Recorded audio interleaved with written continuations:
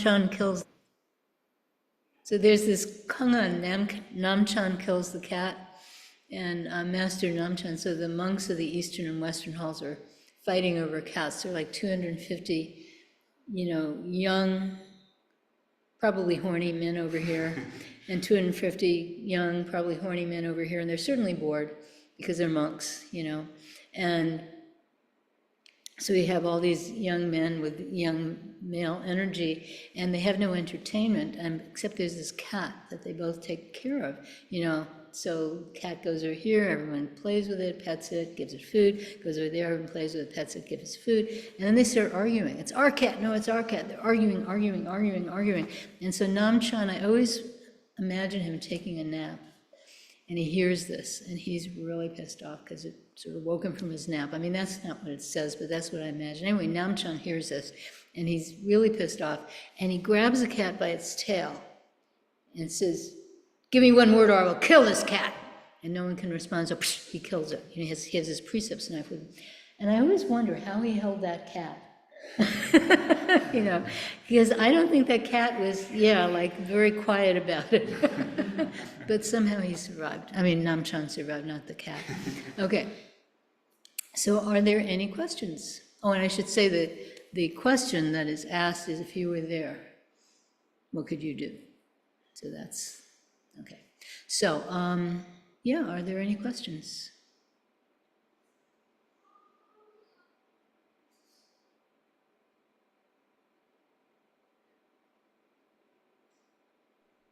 I have a question. So some I've heard that like the Kangans are metaphors.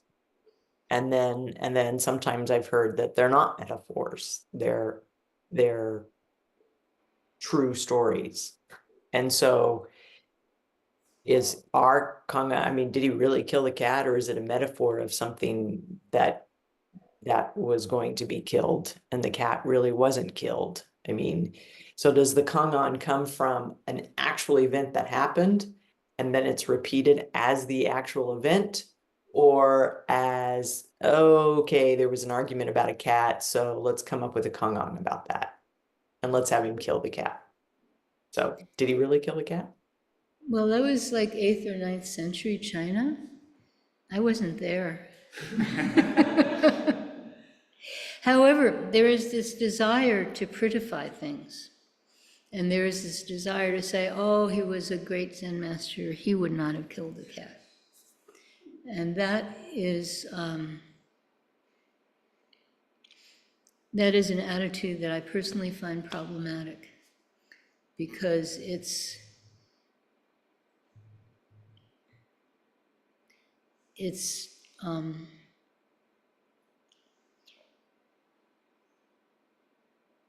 creating this world where, if you're a great Zen master, you don't get pissed off, you don't do something stupid, you don't whatever. And then it leaves the impression that if you practice hard enough, you will never even want to kill a cat. But what practice gives you, it doesn't give you anything. What practice can produce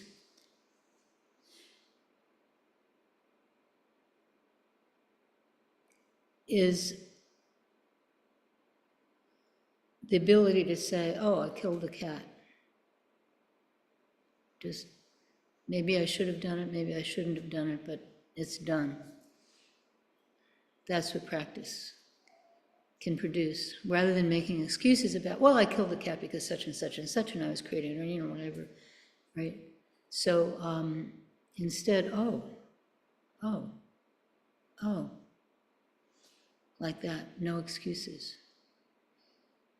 And when we make no excuses, then we don't go further into whatever particular hell we happen to be in. Then there's a possibility not only of our climbing out of this hell, but other people climbing out too. So I'm always uncomfortable when people say Namchan didn't kill the cat.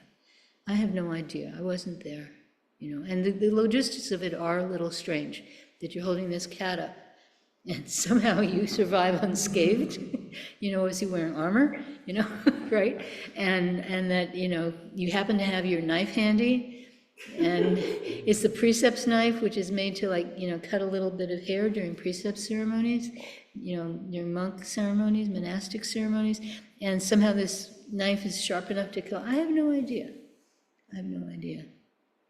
And, I don't know if there was ever a person named Gautama Shakyamuni who became the Buddha. I wasn't there. I don't know. And the mind works in metaphor. That's the other thing. The mind actually, the way it functions is metaphor. And there's a whole lot of philosophy and linguistic stuff about this. But that's how we function, is via metaphor. So yeah, maybe this stuff is rooted in reality, maybe it's not rooted in reality. Maybe a monk never asked, Zen Master Jojo, does a dog have Buddha nature? Maybe a monk did ask that. Maybe it was a kid by the side of the road who asked that. I don't know. But we have these stories. And what are these stories pointing to? So that's the issue. What is this story pointing to? So if you were there, what could you do? There's Namchan. What can you do? Give me one word, or I will kill this cat. How can you respond? Okay? So, thank you. I should add something about the metaphor thing. A lot of people, most of them do not practice Zen, will take metaphor very literally in these stories. The cat symbolizes such and such.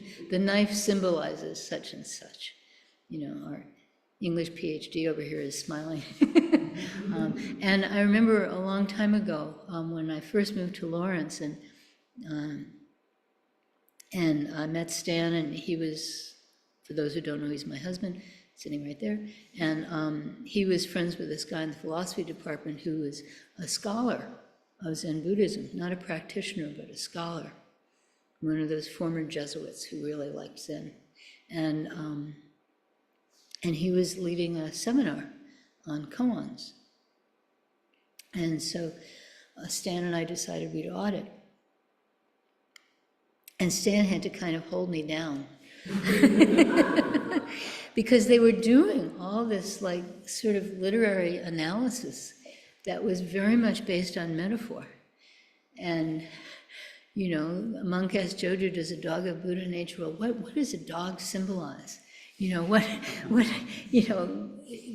they'd go on and on and on, and I'd be like wanting to jump out of my chair.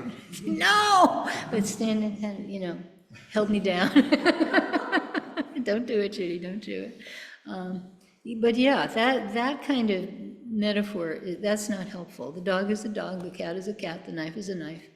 Namchan is Namchan, holding that cat and somehow surviving. Yeah. Good thing it wasn't your cat. So yeah. Okay, so yeah, thank you for your question. Are there any other questions? Yes, Xuan. Hi, Judy. Would you maybe say a few things about the middle way? This is a difficult topic for me because growing up, for some reason, I picked up the understanding that middle way is not right, not wrong, in the middle, not 0, not 100, but 50. But that's totally not what that is. So could you please say something about that? Actually, you said it pretty well. Sometimes people think the middle way is not too hot, not too cold. It's the Goldilocks thing, just right. Not too bright, not too dark. You don't need too much, you don't need too little. That's the middle way. You don't exercise too much, you don't exercise too little. That's the middle way. But that's not. What you said is actually much closer. So the middle way, technically, in Madhyamaka philosophy, here we go, down the rabbit hole. The middle way is not is and not is not. So what the middle way means is that basically anything you say is going to miss something, is going to miss some point. that whatever you say is automatically wrong in the sense that it's incomplete. It can't contain the whole thing that it's trying to express or trying to point to, whatever theory of language you like. So not is not. And then there's also the tetralemma, which gets very complicated. X is Y is X, that's the first one. No X, no Y, that's the second one. X is not Y is not X, that's the third one. And then X is X, Y is Y, that's the fourth one. And then saying each of those is not correct. So the middle way is this kind of technical philosophical thing that is pointing to whatever we say doesn't capture reality. So the way I like to think of it is you have the real world and you have the language world. They don't quite touch. We tend to believe in the language world. We're trained the minute we start to talk. We're trained to, hold on to this world, and then we can't really see this world.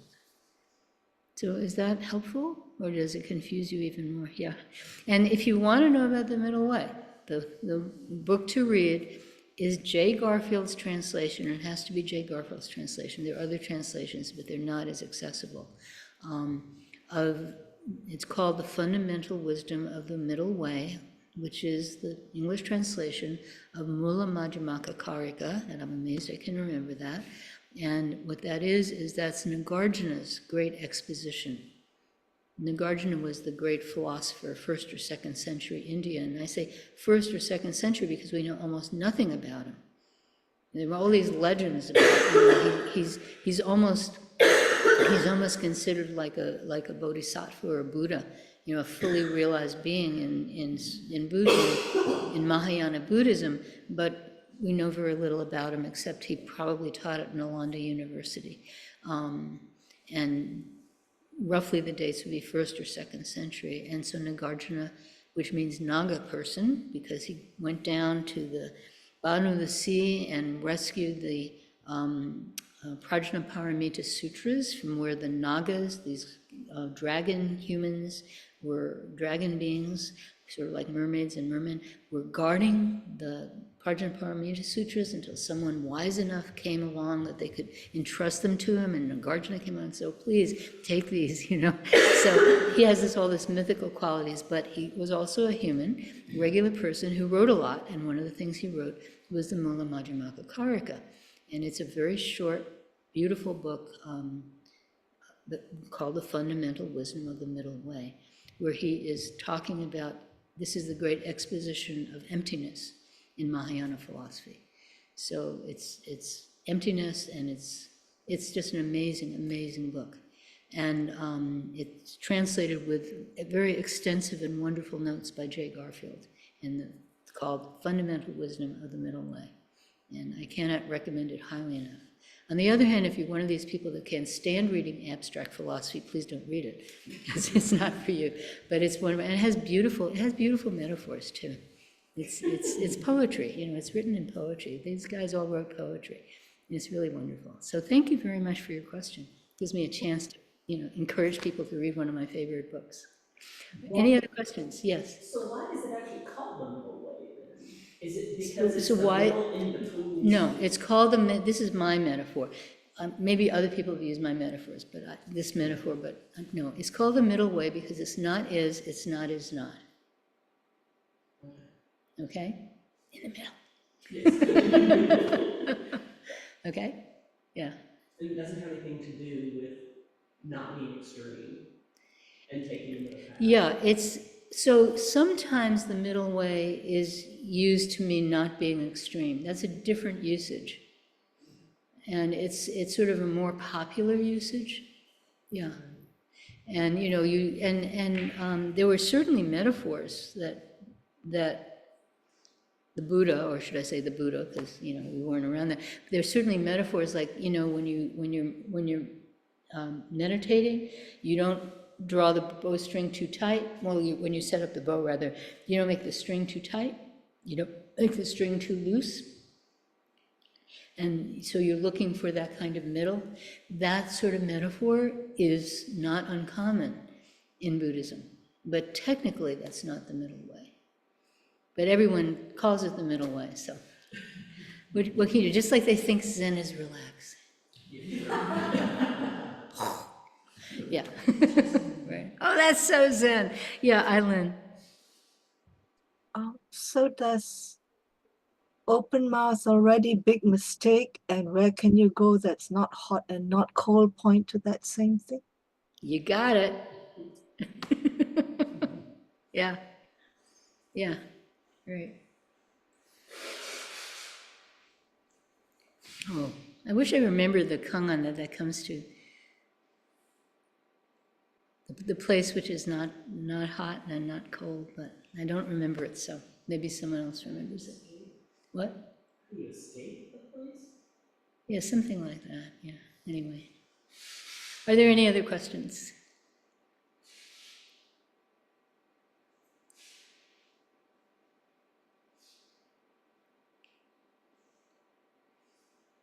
Yes. Kind of two questions. One's sort of short. Does Buddhism precede the talks of like the middle way and stuff? So there's like Buddhism in mind there. So does the middle way, is it kind of keeping in mind like Buddhism's core of compassion? Oh, I'm so glad you asked that question. Okay. Okay, because it sounds so abstract and philosophical, right? Okay, so, yeah, so first of all, so Buddhism starts a long time before, so, 500 years or so before, before people like Nagarjuna were around. And the early teachings of the Buddhism, of the Buddha, well, we don't really know what, because they're all written down hundreds of years later, but what is considered the early teachings of Buddha tend to be very geared towards practice. And they tend to be geared towards suffering and the end of suffering. And then gradually these philosophical schools kind of come up. So in Theravada, there's this notion of impermanence. That's also, that's in the Buddhist suttas, the Theravada suttas. And so this notion of impermanence is very important. And this analysis of how things arise and they stick around for a while and then they disappear. And you have this analysis of, so you have this kind of, and there's always an ethical base. So if you train to become a monastic, and this was true even in the early days, there was a very strong ethical base for everything you did. That's what all of these hundreds and hundreds of monastic vows are about. And so you have that, and then comes along this notion of emptiness, and you have this sort of analysis. And I should also say that from the very beginning, there's this very careful analysis of how humans perceive the world. I mean, it's in the Heart Sutra. One of the skandhas: form, feelings, perceptions, impulses, consciousness. Feelings is not emotions. It's like, this sensation. And so there's this very careful analysis of how humans perceive the world, and this real consciousness from the very beginning that what we see is not what actually is there. So Buddhism from the very beginning has this kind of, you don't see this in Judaism and Christianity. You see maybe Thomas Aquinas or somebody might talk about this stuff, but you don't see it when you go to Bible school. And you don't see it in Judaism. You don't see this kind of analysis in the sort of Middle Eastern religions. And I don't know if you see it in indigenous religions, I don't know. But certainly in Buddhism it's there. And so you have this. And then what happens is when you come to this notion of emptiness or impermanence, whichever notion you like, they're different, but whichever notion you like, what they're pointing to is that you can't hold on to yourself. Yourself is a conditional thing. This notion of self you have is invented, it's conditional, and it's intimately connected with all beings. Well, the minute you have that, you have ethics in the deepest, deepest sense. You're not doing good so you can go to heaven. You're not doing good so you can escape hell.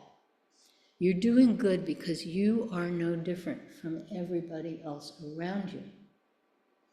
So it's not, I'm this person who is going to do good because that will get me this, that, and the other. Well, of course, that's, that is a popular, call it Dharma candy, right? You want to be in the Tushita heaven? But the deep realization of this interconnectedness is, it sort of gives you no choice but to try to alleviate suffering. Because your suffering and someone else's suffering are not separate. Yeah, I mean, sometimes my husband's back hurts and my back doesn't hurt and vice versa. But the fact is, we're all on this suffering sea together. And there's also the ocean of great vows. You just dive into the ocean. It says that in our chants several times. You go the great vow ocean. You just step into that great vow ocean. Because how can you not? So this very abstract idea of emptiness is actually this deep interpenetration that we have. And you say we are interpenetrated with the universe. We are not separate from the universe. Language can't do, because language has to have the we, and it has the it has the subject and the object. There's a whole chapter in Nagarjuna's Mula Madhyamaka Karika, which is essentially, he doesn't say this literally, but it's essentially about subject and object cannot be separated. Noun and verb cannot be separated. Language does this. That's how language screws us up. But then you see, oh my God. And there's no words for it because language is not structured to be able to say it. It's not like, oh, this is such an amazing special experience. Only people who have, done this and this and this can experience it. It's everyone's birthright, but you can't say it. You can't say it because the way of language is constructed. Grammar is the enemy here. Okay? And so it's really wonderful how, this compassion, it's not like compassion is a thing over there and you become compassionate. It's just this natural outgrowth of this way of seeing the world, this viewpoint that says, oh, here we are. We're together. So that's, I say this all the time, ontology, epistemology, and ethics in Buddhism, they're all the same. They cannot be distinguished from each other. Okay? Thanks. So thank you. Yeah. Well, fair question. It was something about so it was kind of two, but it was, does Buddhism precede the middle way talks, and then so when they were writing like the middle way is like sort of compassion built in there somehow. Yeah, it's built in there really, really strongly. Yeah, right. Well, we are out of time. So it's time for announcements. Shall we turn off the recording?